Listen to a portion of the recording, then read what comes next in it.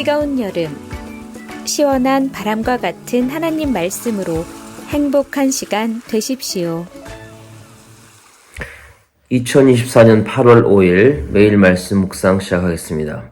묵상하실 말씀은 열왕기하 19장 28절 말씀입니다.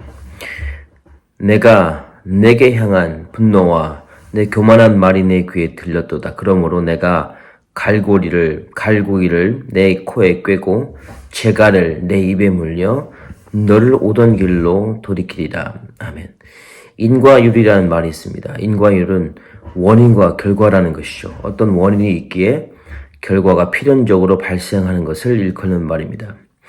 하나님은 교만한 사람을 싫어하시고 교만한 자에게 반드시 벌을 내리십니다.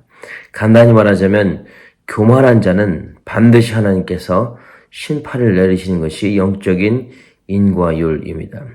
잠언 16장 5절은 교만한 자에 대해 다음과 같이 말씀하십니다. 무릇 마음이 교만한 자를 여호와께서 미워하시나니 피차 손을 잡을지라도 벌을 면하지 못하리라.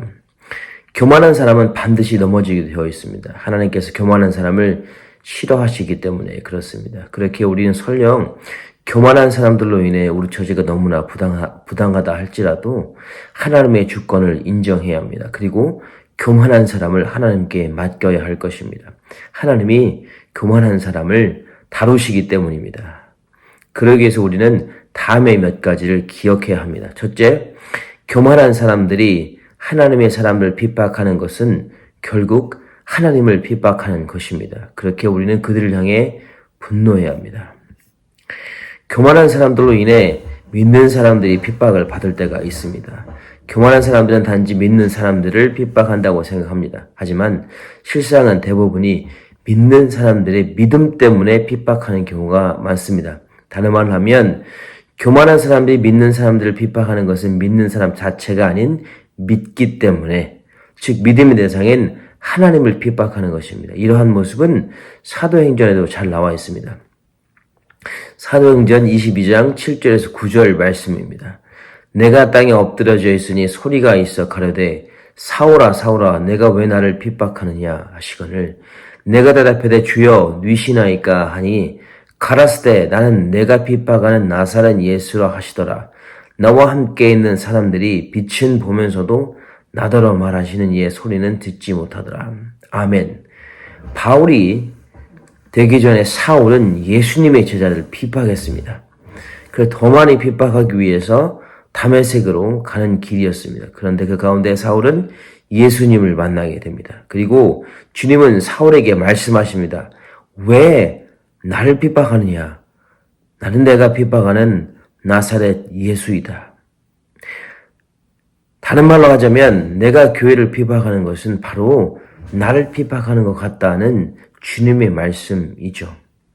그렇게 우리는 믿는 사람을 핍박하는 교만한 사람들에게 분노를 표현합니다.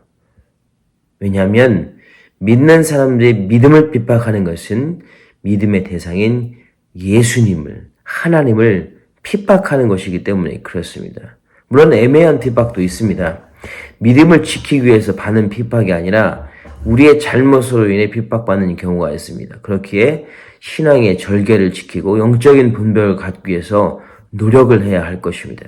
하지만 이렇게 애매한 고난 외에 하나님을 믿는 믿음을 지키기 위해 살다가 교만한 사람들로 인해 받는 고난이 있다면 우리는 분노해야 합니다. 왜냐하면 교만한 사람들이 우리의 믿음을 핍박하고 멸시하는 것은 결국 믿음을 주시고 믿음의 대상인 하나님을 모독하고 멸시하는 것이기 때문에 그렇습니다. 두 번째, 교만한 사람들이 우리의 믿음 때문에 우리를 핍박할 때 하나님의 방법대로 분노를 나타내야 합니다. 반드시 하나님의 방법대로 분노를 나타내야 합니다. 오늘 히스기야에게 위기가 찾아옵니다. 아수르 사내 왕이 유다를 쳐들어왔고 소위 협박 편지를 히스기야에게 보내기 때문입니다. 내용은 유다를 정복하겠다는 말이었습니다. 그러나 이 편지의 진짜 의도는 하나님을 저주하고 멸시하려는 데 있었습니다. 그러자 히스기야는 다음과 같이 하소연하며 자신의 산헤립에 대한 분노를 하나님께 맡깁니다. 19장 16절 말씀입니다. 여호와여 귀를 기울여 들으소서. 여호와여 눈을 떠서 보시옵소서. 사내비 살아계신 하나님을 비방하러 보낸 말을 들으시옵소서. 히스기야는 하나님의 백성인 유다를 조롱하고 하나님을 멸시하는 사내립을 분노했습니다. 그리고 이 분노를 하나님께 드렸습니다. 사실 사내립에 대한 이 분노는 하나님을 사랑하는 것에 대한 치열한 표현인 것 같습니다. 사랑하는 사람을 모독하는 누군가에게 분노하지 않는다면 사랑하지 않는 것이 될 것입니다. 히스기야는 하나님을 참 사랑했던 왕이었습니다. 그렇게 사내립이 하나님을 멸시하는 것을 견딜 수가 없었습니다. 히스기야는 하나님을 사랑했기에 여호와 앞에서 정직하게 행했을 뿐 아니라 산당들과 아세라 목상을 다 찍어버렸습니다. 아울러 우상 숭배를 타파하려 노력했습니다. 이렇게 하나님을 참 사랑했던 히스기야를 열왕기하 18장 26절은 다음과 같이 기록합니다. 곧 그가 여호와께 연합하여 그에게서 떠나지 아니하고 여호와께서 모세에게 명하신 것을 계명을 다 지켰더라. 그렇게 히스기야는 아수르 왕 사렙이 유다를 쳐들어와 하나님을 멸시하는 것을 견디지 못했습니다. 히스기야는 하나님을 사랑했기에 하나님을 멸시하는 사렙을 용서할 수 없었고 사렙 왕에게 분노합니다. 하지만 히스기야의 사렙에 대한 분노를 표현한 방식입니다. 그것은 기도였습니다. 19장 14절 15절입니다. 히스기야가 사자의 손에서 편지를 받아보고 여호와의 성전에 올라가서 히스기야가 그 편지를 여호와 앞에 펴놓고 그 앞에서 히스기야가 기도하여 이르되 하나님을 정말 사랑하는 사람은 하나님을 멸시하는 교만한 사람들에게 분노합니다. 그러나 이 분노는 반드시 기도를 통해서 하나님께 드려져야 합니다. 그럴 때 하나님이 역사하시기 때문에 그렇습니다. 특별히 사람을 향한 우리의 분노가 어쩌면 하나님의 의를 드러내지 못하기 때문에 그렇습니다. 또한 이 영적인 전쟁은 우리의 힘인 분노를 통해서 사람들에게 혹은 어떤 대상에게 직접 표현하며 싸우는 것이 아닙니다. 영적인 전쟁은 하나님께 속해 있고 하나님이 하시고 저희는 순종만 하면 됩니다. 하나님께 순종하는 것이 기도입니다. 그렇게 우리는 교만한 사람들에게 분노하되 하나님께 기도하는 가운데 우리의 분노를 드려야 합니다. 그리고 하나님이 교만한 사람들을 해결하시도록 해야 합니다. 전쟁은 하나님께 속해 있기 때문에 그렇습니다. 더욱이 우리가 하나님을 많이 사랑하는 마음으로 분노한다 해도 결코 교만한 사람들은 그것을 선하게 받아들이지 않습니다. 오히려 우리에게 해를 가하게 될 것입니다. 마태복음 7장 6절입니다. 거룩한 것을 개에게 주지 말며 너희 진주를 돼지 앞에 던지지 말라. 그들이 그것을 발로 밟고 돌이켜 너희를 찢어 상하게 할까 염려하라.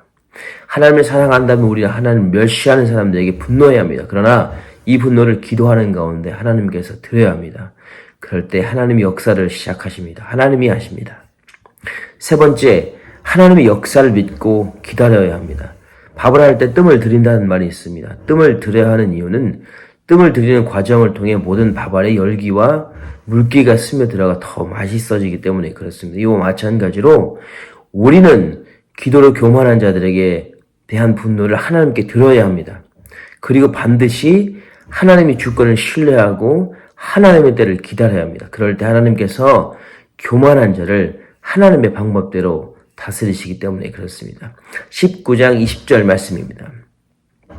아보스의 아들 이사야가 히스에게 보내 이르되 이스라엘 하나님 여호와의 말씀이 내가 아수르 왕 사렙 때문에 내 기도하는 것을 내가 들어노라 하셨나이다. 아멘. 히스기야는 교만한 사람에 대한 거룩한 분노를 기도를 통해 하나님께 드렸습니다. 그리고 하나님은 히스기야의 기도를 들으셨습니다. 하나님은 분명 우리의 기도를 들으시는 아버지 하나님이십니다. 하나님의 뜻에 합한 기도는 하나님께서 반드시 들으십니다. 그리고 하나님은 인과율의 법칙대로 교만한 자를 싫어하시고 교만한 자를 결국 벌하십니다. 그렇게 오늘 본문 28절은 다음과 같이 교만한 아수르의 사내에 대한 징계를 선포하고 있습니다. 19장 28절 말씀입니다. 내가 내게 향한 분노와 내 교만한 말이 내게 귀에 들렸도다. 그러므로 내가 갈고리를 내 코에 꿰고 재갈을 내 입에 물려 너를 오던 길로 끌어 돌이키리라. 믿는 우리의 삶은 교만함의 끝판왕인 악한 영과 싸우는 영적인 전쟁터입니다. 그렇게 만만할 수가 없습니다. 두 눈을 부릅뜨고 우리는 교만을 분별하고 분노해야 됩니다. 오늘 하루도 믿음을 지키기 위해 고군분투하시길 주님의 이름으로 부탁드립니다. 우리가 믿음의 선한 삶을 싸울 때 우리는 교만한 세상으로 반드시 핍박을 받게 됩니다. 그때마다 우리의 분노를 세상을 향해 표출하지 마시고 반드시 하나님께로 나아가야 합니다. 하나님께 기도로 우리의 분노를 맡겨야 합니다. 하나님은 우리의 믿음의 기도를 들으시고 반드시 역사해 주시는, 우리의 기도를 들으시는 하나님이시기 때문에 그렇습니다. 디모데전서 4장 7절로 8절 말씀입니다.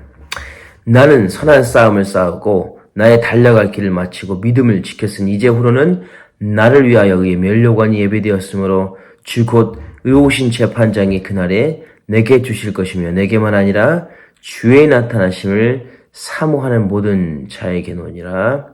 아멘. 기도하시겠습니다.